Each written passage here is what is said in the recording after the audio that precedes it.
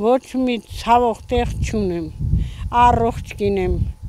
որ առավոտեն անուշ լավ քնից վեր են կենում արդիկ ես 76 տարեկան եմ, 76 օր մինչև ժամի 6-ը 7-ը քնած չկամ, հագնում եմ, մի հատ եթե սուրճ հասցրի խմում եմ, չհասցրի չեմ խմում,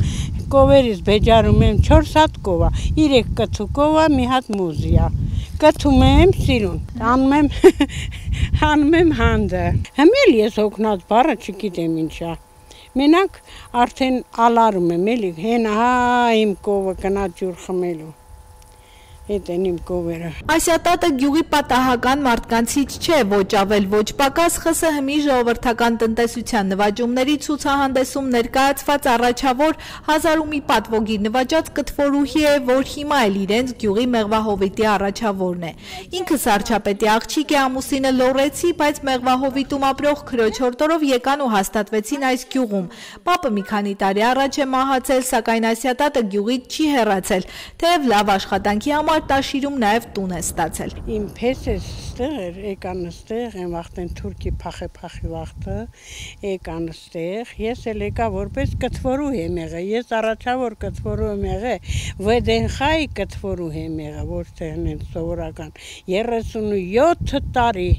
կով եմ կթե 37, մինչև առասարել կթում եմ, բայց թե մեր աշխատանքի դիմաց իսկի փող չեն տալի, թոշակ չեն տալի, այս կովերը որ չպահեմ, թոշակը вообще հեչ բանա, հեչ բանա։ Ափսոս ստացած պատվոգրերն ու մեդալները մնացել են Տաշիրի իր տանը, այստեղ իր տանը միայն անցյալի հիշողություններն են մնացել։ Կյանքի ուրախ ու երջանիկ տարիների, երբ իրեն կարևոր ու գնահատված էր զգում։ Մեդալներ, պատվոգրեր,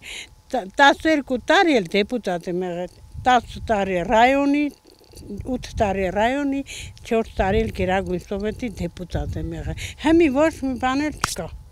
ոչ մի բան։ 15 տարեկանում է ամուսնացել տատը, որ ընտանիքի 7 երեխաներից ավագն էր։ Օրենք էր, մենք էլ հարմարվեցինք, ասում է տատը, որ նկատել է հիմա ջահելներն ամուսնանալ չեն շտապում։ Բայց տատն ինքն էլ անկեղծանում է ու ասում ավելի լավ է չամուսնանալ, քան ապրել դժբախտ, այսինքն վատ ընտանիքում։ Եթե լավ տեղ ընկնեն, լավ ընտանիք ընկնեն, լավ կլի, իսկ եթե լավ ընտանիք չունի, ավելի լավ է չամուսնանան, քան չամուսնանան։ Չեն ամուսնանում, հիմա չեն ուզում ամուսնանալ, Չէ, թող չամուսնանան, մինչև գոնե 25 տարեկան հասակում նոր ամուսնանան, ամուսնանալը լավ չի։ Լավ է, եթե լավ ընտանիք ընկնեց։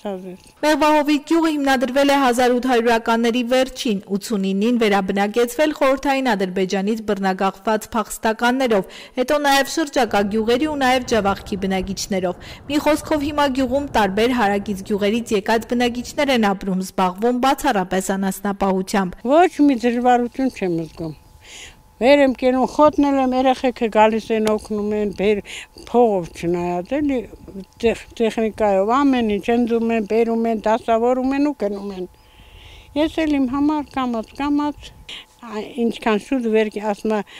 ռուսնալավ ասում է, кто рано встает, тому Бог дает։ Հիմի ապրում ենք, էլի գոյատևում ենք։ Ես ապրել չի, որ ապրում ենք, բայց չէ գոյատևում։ Ջահել տարիներին էլ լավ կյանք չէին տեսնում, այն ժամանակներում էլ հին ավանդույթներն էին կանանց տանջում, ինչ զրկանքներ էին գրում, միայն թե հարսի իրենց անունը բարձր պահեն, հիշում է տատը։ Այ առաջ, որ ալավերդու ցանկարծ մարդ մուրջ կար, պետք է բոլորի ոտները լվանային, կոշիկները սրբեինք, մաքրեինք, տնեինք, նոր վերքի իրանք քնեին, նոր մենք քնեինք։ Բա Իրենց կյանքը հաճախ միայն պարտականությունների ու զոհողությունների մի շղթա էր, չէ որ ընտանիքի պատիվը չափում էին կնոջ համեստությամբ, հնազանդությամբ ու լեզուն չբացելու ունակությամբ։ Այնքան զրկանքներ էին կրում մենակ թե հարսի մեր անունը բարձր պահենք, հիշում է Ասյան։ Տատը պատմում է, թե ինչպես էր ստիպված դուր դիմանալ չարդարացված վերաբերմունքին, երբեմն ամուսնու, երբեմն սկեսրոջ կամ նույնիսկ հարևանների կողմից։ Երկու տեքոր կնիկ իրար հետ ապրել ենք 7 տարի։ Որ գնում ենք աշխատանքի գործի գալի ասում են հարևաններն ասում են պետք է 2 հատ վարդ տնկենք որ սրանք ինձ սիրով գնում են գալի իրոք այն վաղ առաջ տենց բաներ չկար իսկ իմ հարցս քանի անգամ վիրահատվեց ես եմ պահել այն վաղ ինչ կար որ չհարմարվեինք ամեն ինչ ոնց օրենքը ասում էր մեծը ասեց տենց էլ պետք է որոշվեր վերջացավ գնաց Տարիների փորձն ու անցած ճանապարհը սովորեցրել են Ասիատատին մի պարզ ճշմարտություն. աշխատող մարդը չի վախենում ոչ մի տեսակ դժվարությունից, որտեղ էլ լինի գյուղում, քաղաքում, օտար երկրում կարևոր չէ, աշխատող մարդն ամեն տեղ էլ ապրուստի միջոց կգտնի, ասում է տատը։ Միայն թե վատը նա է, որ Հայաստանում կենսաթոշակառու ըստ վաստակի, այսինքն աշխատած տարիների չի գնահատվում։ Ով որտեղ էլ ասես աղջիկ ջան, որտեղ էլ գնան, աշխատող մարդը որտեղ էլ ասես կապրի։ Բայց աշխատողը ուզում ես կողքեր կլտրուկուտի կխմի իր համար։ Ամի որ չի աշխատում, նա ավելի շատ աթոշակ ստանում, քան թե մենք։ Բայց թե սխալ անում էլի պետությունը, որը թենց անում, շատ սխալ անում։ Թող աշխատանքի դիմաց տան, ոչ թե ստից գնում են փողերը հանում, փողերը տալիս են, ձևակերպում իրանց համար թոշակ են առնում, իսկ աշխատող բան որ ուժը ոչ մի բան։ Մեղվահովիտ գյուղում դեռ կանաչին տվող սարագագաթների շուքի տակ ապրող Ասիատատը երբևէ որևէ մեկի օգնությանը չի սպասում, մերժում է նաև քաղաք տեղափոխվելու իր երեխաների ու թոռների հորդորները մի պատճառաբանությամբ։ Ես որ նստեցի, ես կմեռնեմ։ Մի հատ քերի ունեի Ավդալյան Գուրգենի կարող է լսածել ինք առաջի քարտուղարեր մորը բարեկամ էին էլի թոռներ էին։ Երկու ասեց իմանուն է իսկական ասխիկը, բայց Ասիային ասում։ Ասեց, ես որ հանկարծ կով չպահեցի, կմեռնեմ։ Ասխի ես մեռնում, չէ,